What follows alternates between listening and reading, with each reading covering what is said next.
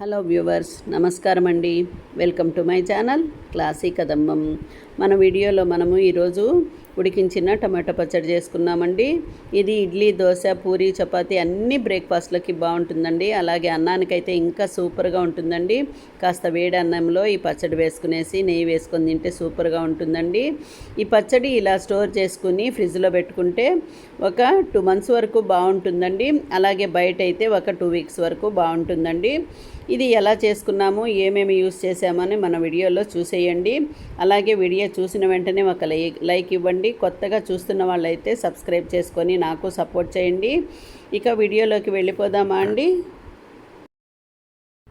ఇక్కడ ఒక 1/2 kg టమాటా పండ్లు తీసుకున్నానండి. వీటిని బాగా వాష్ చేసేసి పొడి క్లాత్తో తుడుచుకునేసి ఇలా ఆరబెట్టేసి ముక్కలు కట్ చేసి పెట్టేసుకోవాలి సన్నగా.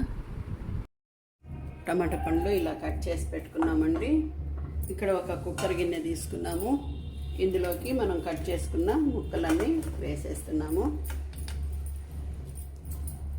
ఇందులో ఒక 1/2 స్పూను పసుపు వేసుకోండి.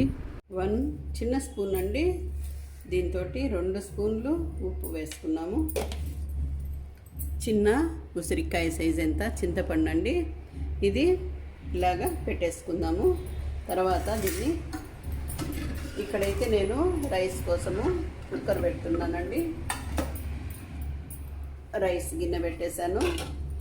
దానిపైన టమాటా ముక్కలు కూడా పెట్టేశానండి. దీన్ని ఒక 2 విజిల్స్ రానిచ్చేసుకునేసి ఆఫ్ చేసుకుందాము. మన టమాటా కుక్కర్లో పెట్టాం కదండి, అది ఉడికేలోగా ఇలాగా కొన్ని ఎండుమిరపకాయలు తీసుకునేసి పొలిచి పెట్టుకుందామండి. నేను ఇక్కడ ఒక 20 వరకు ఎండుమిరపకాయలు తీసుకున్నాను. మీ కారాన్ని అనుసరించి తీసుకోండి. ఉడమలు ఒలిచి పెట్టేసుకున్నాను. కొన్ని ధనియాలు వేసుకున్నానండి. ఈ ధనియాల వల్ల పచ్చడి మంచి వాసన వస్తుందండి. ఇక్కడ స్టవ్ వెలిగించుకొని కడాయి పెట్టుకున్నామండి. ఇక్కడ ఆయిల్ వేసుకున్నామండి. మనం మిరపకాయలు అవి వేయించుకునే దానికోసము. ఆయిల్ కాగుతూనే మనము ఒలిచి పెట్టుకున్న ఎండుమిరపకాయలు వేసేయండి. ఇలా కొద్దిగా ఆయిల్లో వేయించుకోండి. కాస్త పొట్టలు ఉబ్బుతాయండి వీటికి, మిరపకాయలు వేగే కొద్దీ. తర్వాత మనం తీసుకున్న ధనియాలు వేసేయండి.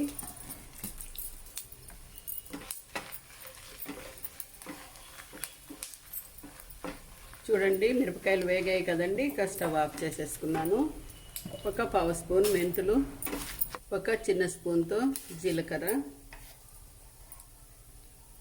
ఒక చిన్న స్పూన్తో కొద్దిగా ఆవాలు వేసుకున్నానండి. ఇవి ఈ వేడికి వేడిగిపోతాయండి. తర్వాత చల్లారబెట్టేసేయండి. ఇక్కడ మన కుక్కర్ చల్లారిపోయిందండి. చల్లారిపోయిన కుక్కర్కి లిడ్ తీసేస్తున్నాము. టమాటా ఉడికిపోయిందండి. టమాటాని పక్కన పెట్టుకుంటున్నాము. చూడండి, రైస్ అయిపోయింది, టమాటా ఉడికిపోయింది. ఇలాగా అప్పుడప్పుడు సపరేట్గా ఉడకబెట్టుకోకుండా ఈ విధంగా చేసుకుంటే తొందరగా అవుతుందండి వంట. ఇక్కడ స్టవ్ వెలిగించుకొని ఈ కడాయి పెట్టేసామండి. మనము ఉడికించి పెట్టుకున్న టమాటో, చింతపండు వేసేసాము. దీన్ని పొయ్యి మీదనే పెట్టుకునేసి ఇక్కడ టమాటో వాటర్ అంతా ఉంది కదండి, ఇవంతా బాగా ఎగిరిపోయేసి ముద్దగా అయ్యేంత వరకు బాగా ఉడికించుకోండి. టైం పడుతుందండి దీనికి. ఒక 15 minutes to 20 minutes పడుతుంది. అంతవరకు బాగా ఇలాగే కలిపెట్టుకుంటూ ఉడికించుకోండి.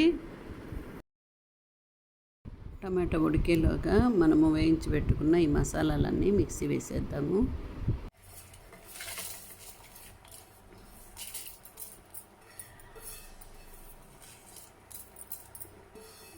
మిక్సీ వేసేయండి. ఇలా పొడి చేసి పెట్టుకున్నామండి. ఇలా కాస్త చిక్కబడి ఉడుకుతున్నప్పుడు మనము మిక్సీ వేసుకున్న పొడి వేసేయాలండి. ఈ పొడి అంతా వేసేసుకుంటున్నాము.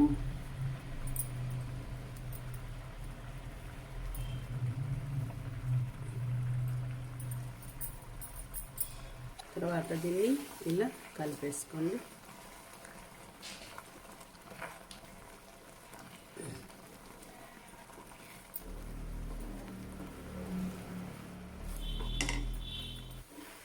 మీకు ఎంత చిక్కగా కావాలో అది చూసుకునేసి కన్సిస్టెన్సీని బట్టి ఆఫ్ చేసేసుకోండి.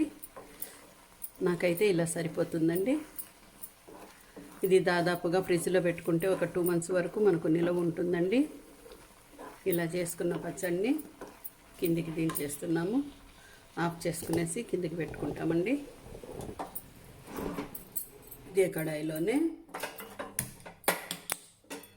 స్టవ్ వెలిగించి కడాయి పెట్టుకున్నామండి. 2 స్పూన్స్ ఆయిల్ పోసుకున్నామండి. 1 స్పూను ఆవాలు, 1 స్పూను జీలకర్ర, 2 స్పూన్లు శనగపప్పు, కాస్త ఎండుమిర్చి, కాస్త పచ్చి కరివేపాకు, కాస్త ఇంగువ వేసుకున్నామండి. ఇంకా పోపు వేగిపోయింది కదండి, ఆఫ్ చేసుకునేసి చల్లారబెట్టుకుందాం. ఇక్కడ ఒలిచిపెట్టుకున్న వెల్లుల్లి రెబ్బలు కూడా వేసుకోవాలండి. నేను ఇక్కడ వేయని మర్చిపోయాను. ఇక్కడ ఈ పోపుని పక్కకు తీసేసి అండి ఒకసారి ఉప్పు కారం అన్నీ చూసుకోండి. నాకైతే కాస్త ఉప్పు తక్కువ ఉందండి, వేసుకున్నాను. ఇంకా ఈ పోపుని ఇందులో వేసేసేయండి, కలిపేసుకోండి. ఇది ఇంకా పక్కకు పెట్టేసేయచ్చండి. కొన్ని వెల్లుల్లి రెబ్బలు క్రష్ చేసుకుంటున్నామండి. ఇందాక పోపులోనే ఈ వెల్లుల్లి రెబ్బలు కూడా వేసేయాలండి, నేను అప్పుడు మర్చిపోయాను.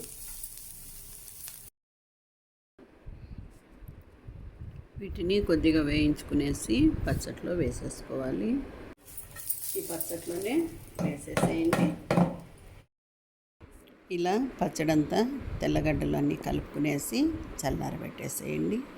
ఈ పచ్చడిని ఇలా ఒక ప్లాస్టిక్ బౌల్లో కానీ గాజు సీసాలో కానీ వేసుకోండి.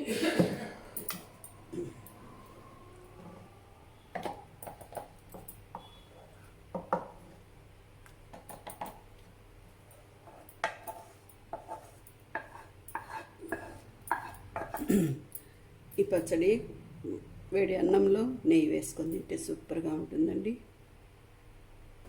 ఈ వీడియో మీకు నచ్చుంటుంది అనుకుంటాను. మీకు నచ్చినట్టయితే లైక్ చేయండి, షేర్ చేయండి, సబ్స్క్రైబ్ చేయండి, బెల్ ఐకాన్ హిట్ చేయండి. మొట్టమొదటిసారిగా మన ఛానల్ చూస్తున్న వాళ్ళైతే సబ్స్క్రైబ్ చేసుకొని నాకు సపోర్ట్ చేయండి.